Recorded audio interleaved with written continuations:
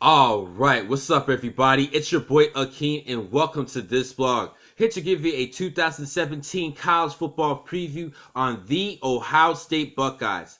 Last season at Columbus, Buckeyes had a pretty good year, going 11-2 overall, making it to the college football playoffs to represent the Big Ten Conference, in which they did lose in the first round against the Clemson Tigers. They actually got shut out by Clemson, so they're looking to rebound and get back to the college football playoff, and they are the heavy favorites to win the Big Ten championships and a lot of people's boards for this upcoming year. Now, the head coach, Urban Meyer, has been doing a great job. We already know he's a Hall of Fame head coach in college football, succeeded at Utah, Florida, and Ohio State. This is a great career for Urban Meyer. He's a great college coach. But this year, he's actually going to have to replace a couple of offensive coordinators. They no longer have Tim Beck, who is now the offensive coordinator for my Longhorns, and they lost Luke Fickell, who is now the head coach for the Cincinnati Bearcats, which means new OCs and Kevin Wilson and Ryan Day to step it up as the new offensive coordinators, co-offensive coordinators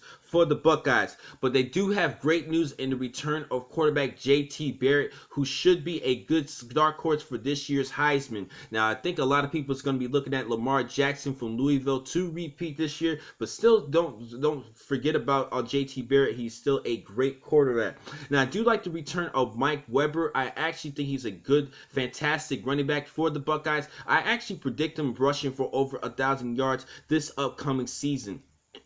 Now, as far as the receiving core, they actually are losing their top weapon offensively in Curtis Samuel. He is now with the Carolina Panthers of the National Football League. And they also lost a Noah Brown, who had a big game against the Oklahoma Sooners last season. He's in the NFL as well. So Paris Campbell, Terry McLaurin, and redshirt freshman and DeMario McCall, no relation to me, is going to be stepping up in the receiving core for the Buckeyes. Now, as far as the offensive line, they actually should be led by center and Billy Price. He's a pretty good player. They do have other good players in the offensive line as usual, and Jamario Jones, sophomore Michael Jordan, no relation to the basketball player, Demetrius Knox, the guards as well, and lastly, and Isaiah Prince to round up as far as the offensive line. So Billy Pierce is actually going to be leading at center, so he should get honorable mention at least.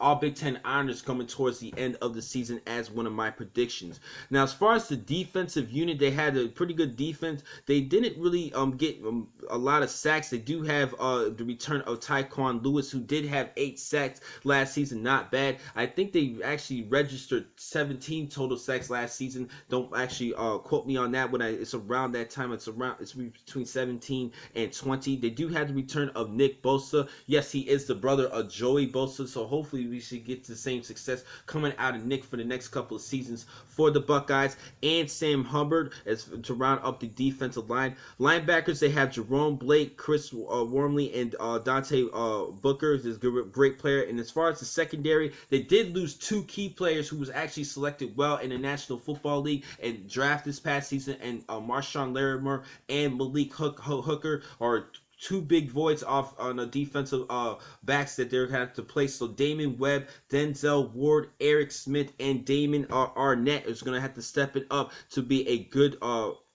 secondary for the Buckeyes. But we've been seeing some great players coming out of the secondary, and their overall defense, I think this team is just like Alabama of the Big Ten Conference, because they do a great job as far as the recruiting process and replacing players to for the next upcoming season. So Urban Meyer is still the man. So like I said, this team is the heavy favorites to win the Big Ten. Now it's time for me to look at their schedule this year. They actually start off the season at Indiana. That should be a victory automatically. September the 9th, they're going to be hosting Oklahoma. Last year, they played at Norman, and they just piled up points against the Oklahoma Sooners. And now they're at Columbus, the home field advantage. But do not count Oklahoma out, because they still have some key players returning offensively for the Sooners as well. That should be a good game, but I'm already predicting that the Buckeyes should come off with another victory. October the 14th is going to be at Nebraska. Let's not sleep on the Cornhuskers. This is going to be a good sleeper team in the Big Ten Conference for this upcoming season. October the 28th, they're going to be hosting Penn State, which they lost to last season 24-21. This should be the deciding factor of who will represent the East Division of the Big Ten Conference. November the 4th, it's going to be at Iowa. That's going to be a great game to watch, a good defensive showdown. November the 11th, they're going to be hosting Michigan State. Sparty Nation is going to have to step it up this year. They had a bad season last year. And rounding things up, their arch rival Michigan on November the 25th. That should be another great game to watch. As usual, I've been saying it over and over again. It is arguably the biggest rivalry in college football, and I will already go with Ohio State, but we still have to. It's too early to really confirm it, but it really, on paper, it kind of looks like Ohio State should get the victory in this one because the Michigan Wolverines have too many fill-ins to void, particularly on the defensive unit. So overall, this year, I've been still going back and forth between Penn State and Ohio State to represent the East Division, but due to the fact that Penn State looks like they're more stacked, they're more hungry, and they were last season's champs, I actually decided to change my mind. I think that Penn State can beat the Buckeyes on October the 28th, a day before my birthday, and pull off another upset to represent the East Division of the Big Ten Conference. Now, it really depends on how you look at things, because even though that Penn State won the Big Ten championship, they still did not represent the Big Ten in the college football playoff, and a lot of people look at it as the Ohio State Buckeyes leaving with the last laugh at that. But they did get shut down by Clemson, so it really looks like that Penn State got the last laugh, even though they did lose in the Rose Bowl, but they at least won the Big Ten championship under head coach James Franklin. And I think that they could do the same this year, so I'm actually already going to call it. I think that Penn State will represent the East Division of the Big Ten Conference over Ohio State. I have the Buckeyes actually going 10-2 overall. Now, the next time to catch you guys will be in just a couple minutes. I have one more blog for tonight. Thank you for watching this blog. I'm your man, Akeem McCall. Be easy.